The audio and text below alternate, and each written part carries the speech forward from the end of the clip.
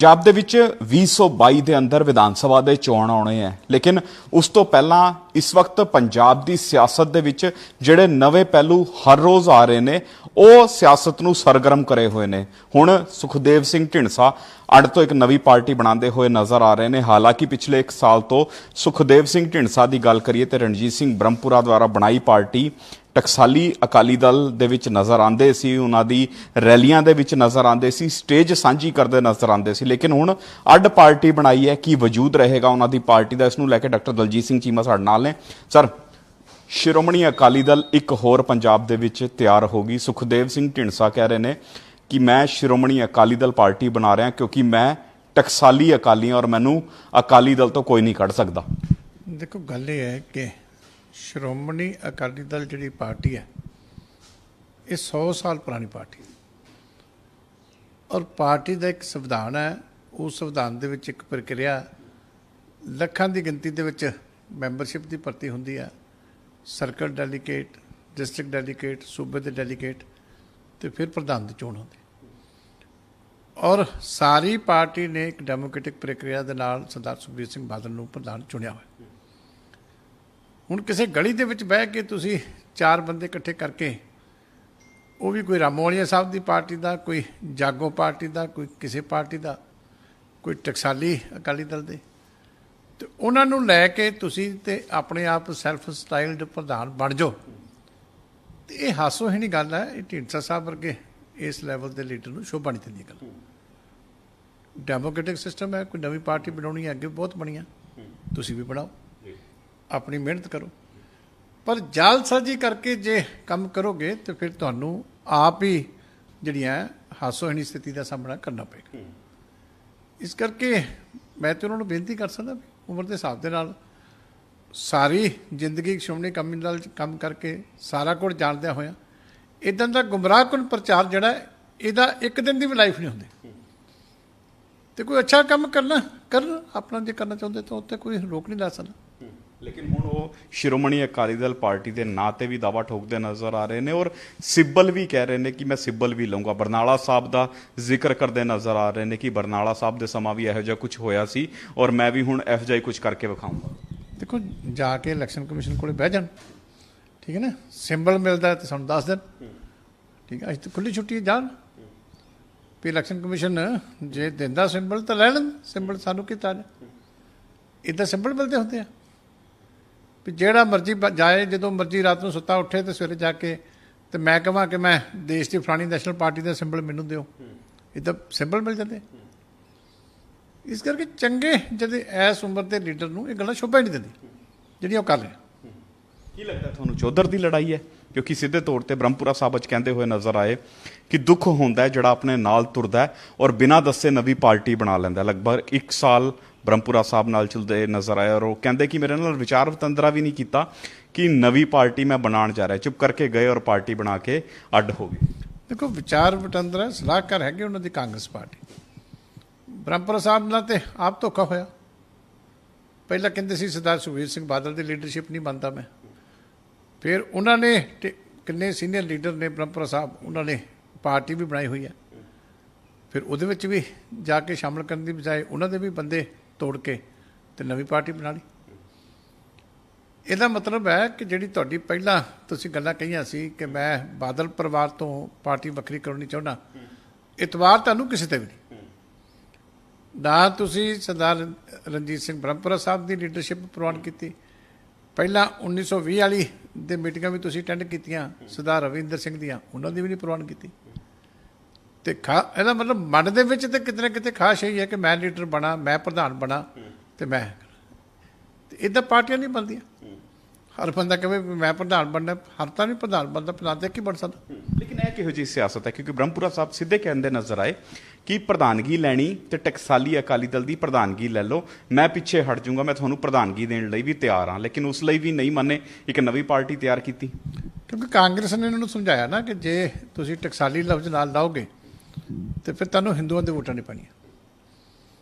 ਸਲਾਹਕਾਰ ਤਾਂ ਪਿੱਛੇ ਕਾਂਗਰਸ ਹੈ ਨਾ, ਇਸ ਕਰਕੇ ਤਾਂ ਹੀ ਮੈਂ ਕਹਿੰਦਾ ਨਾ, ਪਹਿਲਾਂ ਤਾਂ ਟਕਸਾਲੀ ਲਫ਼ਜ਼ ਨੂੰ ਲੋਕਾਂ ਦੇ ਵਿੱਚ ਬੜਾ ਉਭਾਰਿਆ ਵੀ ਟਕਸਾਲੀ ਵਰਕਰਾਂ ਕਰਕੇ ਅਸੀਂ ਟਕਸਾਲੀ ਪਾਰਟੀ ਬਣਾਈ ਹੈ।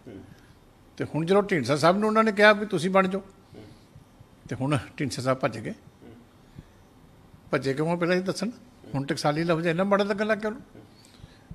ਬ੍ਰਹਮਪੁਰਾ ਸਾਹਿਬ ਦੀ ਤਾਂ ਬਹਾਦਰੀ ਹੈ ਵੀ ਉਹ ਕਹਿੰਦੇ ਸੀ ਵੀ ਜੇ ਮੈਨੂੰ ਨਹੀਂ ਮੰਨਣਾ ਤਾਂ ਚੱਲ ਤੁਸੀਂ ਬਣ ਜਾਓ। ਤੇ ਤੁਸੀਂ ਇੰਨਾ ਕੀਤਾ ਕਿ ਬ੍ਰਹਮਪੁਰਾ ਸਾਹਿਬ ਹਾਲੇ ਹਸਪਤਾਲ 'ਚ ਦਾਖਲ ਨੇ, ਤੇ ਤੁਸੀਂ ਇਹ ਵੀ ਨਹੀਂ ਸੋਚਿਆ ਕਿ ਉਹ ਠੀਕ ਹੀ ਹੋ ਜਾਣ। ਜਿਹੜਾ ਤੁਹਾਡਾ ਸਾਥੀ ਹੈ ਜਿਹਨੇ ਸਭ ਤੋਂ ਪਹਿਲਾਂ ਜਿਹੜਾ ਤੁਹਾਨੂੰ ਨਾਲ ਲੈ ਕੇ ਤੇ ਕੰਮ ਸ਼ੁਰੂ ਕੀਤਾ, ਤੇ ਉਹ ਹਸਪਤਾਲ ਦਾਖਲ ਹੋਵੇ, ਤੇ ਜਿਹੜੇ ਉਹਨਾਂ ਦੇ ਨਾਲ ਦੇ ਸਾਥੀ ਨੇ ਸੇਖਵਾਂ ਸਾਹਿਬ, ਵੀਰ ਦਵਿੰਦਰ ਸਿੰਘ, ਕਿ ਇਹ ਸ਼ੋਭਾ ਦਿੰਦਾ ਵੀ ਲੀਡਰ ਤੁਹਾਡਾ ਬੈੱਡ ਤੇ ਹੋਵੇ ਹਸਪਤਾਲ 'ਚ, ਤੇ ਤੁਸੀਂ ਜਾ ਕੇ ਤੀਜੀ ਪਾਰਟੀ 'ਚ ਭੱਜੋ। ਤੇ ਜੇ ਇੰਨੀ ਕਮਿਟਮੈਂਟ ਇਹਨਾਂ ਦੀ ਆਪਣੀਆਂ ਪਾਰਟੀਆਂ ਨਾਲ, ਲੀਡਰ ਨਾਲ, ਤਾਂ ਲੋਕਾਂ ਦਾ ਕੀ ਸਵਾਲ ਨਹੀਂ। ਲੇਕਿਨ ਚੀਮਾ ਸਾਹਿਬ ਸਵਾਲ ਇਹ ਵੀ ਤੇ ਬਣਦਾ ਹੈ ਕਿ ਸ਼੍ਰੋਮਣੀ ਅਕਾਲੀ ਦਲ ਟਕਸਾਲੀ ਦੀ ਗੱਲ ਕਰੀਏ, ਪੰਥ ਦੀ ਗੱਲ ਕਰਦੇ ਨੇ ਔਰ ਆਪਣੇ ਆਪ ਨੂੰ ਪੰਥਕ ਵੀ ਕਹਾਉਂਦੇ ਨੇ। ਅਕਾਲ ਤਖਤ ਸਾਹਿਬ ਗਏ ਵੀ ਸੀ ਜਦੋਂ ਪਾਰਟੀ ਬਣਾਈ, ਔਰ ਉਸ ਤੋਂ ਬਾਅਦ ਹੁਣ ਸਿੱਧੇ ਤੌਰ ਤੇ ਕਿਹਾ ਕਿ ਆਪਾਂ ਪੰਥ ਦੇ ਮੁੱਦੇ ਚੱਕਾਂਗੇ। ਹੁਣ ਉਹ ਜਦੋਂ ਅਕਾਲ ਤਖਤ ਸਾਹਿਬ ਗਏ, ਜਿਹੜੀ ਉੱਥੇ ਸਹੁੰਆਂ ਚੁੱਕੀਆਂ ਉਹ ਵੀ ਭੁੱਲ ਗਏ, ਨਵੀਂ ਪਾਰਟੀ ਦੇ ਵਿੱਚ ਸ਼ਾਮਲ ਹੋ ਗਏ। ਸੇਵਾ ਸਿੰਘ ਸੇਖਵਾਂ ਦੀ ਗੱਲ ਕਰੀਏ, ਵੀਰ ਦਵਿੰਦਰ ਦੀ ਗੱਲ ਕਰੀਏ, ਜਾਂ ਹੋਰ ਜਿਹੜੇ ਆਗੂ ਕਿਤੇ ਨਾ ਕਿਤੇ ਪਲਾਨ ਕਰ ਰਹੇ ਦੂਜੀ ਪਾਰਟੀ ਦੇ ਵਿੱਚ ਜਾ ਰਹੇ, ਇਹ ਕਿਸ ਢੰਗ ਦੀ ਸਿਆਸਤ ਹੋ ਰਹੀ ਹੈ? ਦੇਖੋ, ਇਹ ਤਾਂ ਹੁਣ ਤੁਸੀਂ ਸੇਖਵਾਂ ਸਾਹਿਬ ਨੂੰ ਜਾ ਕੇ ਪੁੱਛੋ ਨਾ ਵੀ ਕੀ ਤੁਹਾਡੀ ਕ੍ਰੈਡੀਬਿਲਟੀ ਕੀ ਹੈ, ਵੀ ਤੁਸੀਂ ਅਕਾਲ ਤਖਤ ਸਾਹਿਬ ਤੇ ਜਾ ਕੇ ਕਿੰਨਾ ਕੁਛ ਉਦੋਂ ਸੰਗਤ ਦੀਆਂ ਭਾਵਨਾਵਾਂ ਦਾ ਫਾਇਦਾ ਉਠਾਇਆ। ਤੇ ਤੁਸੀਂ ਜਿਸ ਲੀਡਰ ਦੇ ਨਾਲ ਗਏ ਸੀ ਉਹ ਵਿਚਾਰਾ ਹਸਪਤਾਲ 'ਚ ਪਿਆ, ਤੇ ਕਿੱਥੇ ਗਈ ਅਕਾਲ ਤਖਤ ਸਾਹਿਬ ਦੀ ਕਸਮ। ਇਹ ਤਾਂ ਹੁਣ ਸੰਗਤ ਨੂੰ ਵੀ ਪੁੱਛਣਾ ਚਾਹੀਦਾ, ਤੁਹਾਨੂੰ ਮੀਡੀਆ ਨੂੰ ਵੀ ਪੁੱਛਣਾ ਚਾਹੀਦਾ ਵੀ ਇਹੀ ਕੰਮ ਹੈ ਤੁਹਾਡਾ, ਵੀ ਅਕਾਲ ਤਖਤ ਸਾਹਿਬ ਦਾ ਨਾਮ ਕੱਲਾ ਵਰਤਣਾ ਹੀ ਹੁੰਦਾ। ਹੁਣ ਕਿਉਂ ਨਹੀਂ ਖੜੇ ਅਕਾਲ ਤਖਤ ਸਾਹਿਬ ਦੇ ਨਾਮ ਦੇ ਉੱਤੇ? ਤੁਸੀਂ ਵੀ ਅੱਜ ਰਣਜੀਤ ਸਿੰਘ ਬ੍ਰਹਮਪੁਰਾ ਨੂੰ ਪੀਜੀਆਈ ਦੇ ਵਿੱਚ ਮਿਲ ਕੇ ਆਏ ਹੋ, ਲਗਭਗ 1 ਘੰਟਾ ਤੁਸੀਂ ਉੱਥੇ ਉਹਨਾਂ ਦੇ ਕਮਰੇ ਦੇ ਵਿੱਚ ਰਹੇ ਹੋ। ਕਿਆ ਦੁਬਾਰਾ ਬ੍ਰਹਮਪੁਰਾ ਸਾਹਿਬ ਨੂੰ ਸ਼੍ਰੋਮਣੀ ਅਕਾਲੀ ਦੇ ਨਾਲ ਜੋੜਨ ਦੀ ਤਿਆਰੀ ਹੋ ਰਹੀ ਹੈ? ਨਹੀਂ, ਦੇਖੋ ਗੱਲ ਇਹ ਹੈ ਕਿ ਸਾਡੇ ਉਹ ਬਜ਼ੁਰਗ ਆ, ਠੀਕ ਹੈ, ਪਾਰਟੀਆਂ ਦੇ ਵਿੱਚ ਮਤਭੇਦ ਹੁੰਦੇ ਆ। ਇੱਕ ਜਾਤੀ ਤੌਰ ਤੇ ਤੁਹਾਡਾ ਰਿਸ਼ਤਾ ਹੁੰਦਾ, ਇੱਕ ਬਜ਼ੁਰਗ ਦੇ ਤੌਰ ਦੇ ਉੱਤੇ, ਸੀਨੀਅਰ ਸਾਥੀ ਦੇ ਤੌਰ ਦੇ ਉੱਤੇ ਉਹ ਠੀਕ ਹੁੰਦੇ ਨੇ। ਮੈਂ ਨਹੀਂ, ਸਰਦਾਰ ਸੁਖਬੀਰ ਸਿੰਘ ਬਾਦਲ ਸਾਹਿਬ ਵੀ ਹਾਲ ਪੁੱਛ ਕੇ ਆਏ ਆ, ਮਜੀਠਾ ਸਾਹਿਬ ਵੀ ਗਏ ਸੀ, ਵੱਡੇ ਬਾਦਲ ਸਾਹਿਬ ਨੇ ਮੈਂ ਪਹਿਲਾਂ ਪੁੱਛਿਆ ਕਿਉਂਕਿ ਪਹਿਲਾਂ ਵੀ ਉਹ ਕਈ ਵਾਰੀ ਬਿਮਾਰੀ ਕਰਕੇ ਦਾਖਲ ਹੋਏ ਆ। ਇਸ ਕਰਕੇ ਇਹ ਤਾਂ ਇਖਲਾਕੀ ਡਿਊਟੀਆਂ ਨੇ, ਕਿਉਂਕਿ ਕੋਈ ਦੁਸ਼ਮਣ ਨਹੀਂ ਹੈਗਾ ਇੱਕ ਦੂਜੇ ਦਾ। ਜਦੋਂ ਵੀ ਤੁਸੀਂ ਸਮਝਦੇ ਹੋ ਕਿ ਉਹਨਾਂ ਦੀ ਸਿਹਤ ਠੀਕ ਨਹੀਂ ਹੈ ਤਾਂ ਤੁਹਾਡੀ ਡਿਊਟੀ ਬਣਦੀ ਹੈ, ਤੁਸੀਂ ਇੰਨਾ ਲੰਬਾ ਸਮਾਂ ਉਹਨਾਂ ਦੇ ਨਾਲ ਕੰਮ ਕੀਤਾ। ਇਸ ਕਰਕੇ ਇਹ ਰਿਸ਼ਤੇ ਹੋਰ ਨੇ, ਇਹ ਕੋਈ ਇਹ ਨਹੀਂ ਕਿ ਰਾਜਨੀਤੀ ਕਰਕੇ ਇਸ ਕਰਕੇ ਜਾਣਾ ਕਿ ਉਹਨਾਂ ਨੂੰ ਪਾਰਟੀ 'ਚ ਲਿਆਉਣਾ ਜਾਂ ਉੱਧਰ ਲਿਆਉਣਾ। ਇਹ ਸਿਰਫ ਇੱਕ ਸਾਡੀ ਸਮਾਜਿਕ ਜ਼ਿੰਮੇਵਾਰੀ ਵੀ ਬਣਦੀ, ਕਿਉਂਕਿ ਇੱਕ ਤੁਹਾਡੀ ਪਰਸਨਲ ਲਾਈਫ ਵੀ ਹੈ।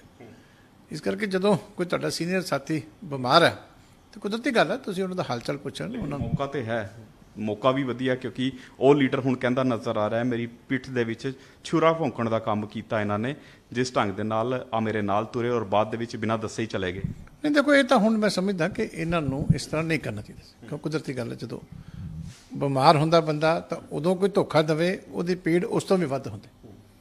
ਧੋਖਾ ਤਾਂ ਜਦੋਂ ਬੰਦਾ ਸਿਹਤਮੰਦ ਹੋਵੇ ਕੋ ਉਦੋਂ ਦੇਵੇ ਸਾਥੀ, ਤੇ ਉਦੋਂ ਵੀ ਚੁੱਭਦਾ।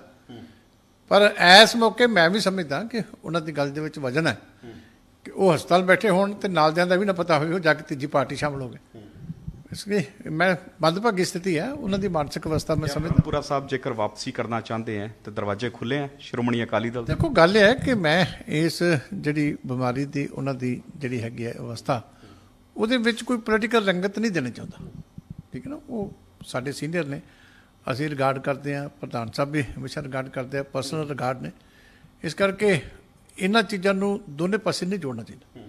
ਸ਼ਿਸ਼ਟਾਚਾਰ ਆਪਣੀ ਥਾਂ ਤੇ ਆ, ਬਾਕੀ ਜੋ ਫੈਸਲੇ ਕਰਨੇ ਹੁੰਦੇ ਪਾਰਟੀਆਂ ਨੇ ਉਹ ਪਾਰਟੀਆਂ ਫੈਸਲੇ ਕਰਦੀਆਂ। ਇਸ ਕਰਕੇ ਇਹਨਾਂ ਦੋਨਾਂ ਚੀਜ਼ਾਂ ਨੂੰ ਇਕੱਠੇ ਨਹੀਂ ਦੇਖਣਾ ਚਾਹੀਦਾ। ਆਖਰੀ ਸਵਾਲ, ਢੀਂਡਸਾ ਸਾਹਿਬ ਦੀ ਪਾਰਟੀ ਕਿਆ ਸਟੈਂਡ ਕਰ ਪਾਏਗੀ ਲੱਗਦਾ ਤੁਹਾਨੂੰ? ਦੇਖੋ, ਕਿੱਥੋਂ ਸਟੈਂਡ ਕਰ ਪਾਏਗੀ? ਪਹਿਲੀ ਗੱਲ, ਪਾਰਟੀ ਕਿਹੜੀ ਹੈ? ਜਾਲਸਾਜੀ ਕਰਕੇ ਪਾਰਟੀਆਂ ਨਹੀਂ ਬਣਦੀਆਂ।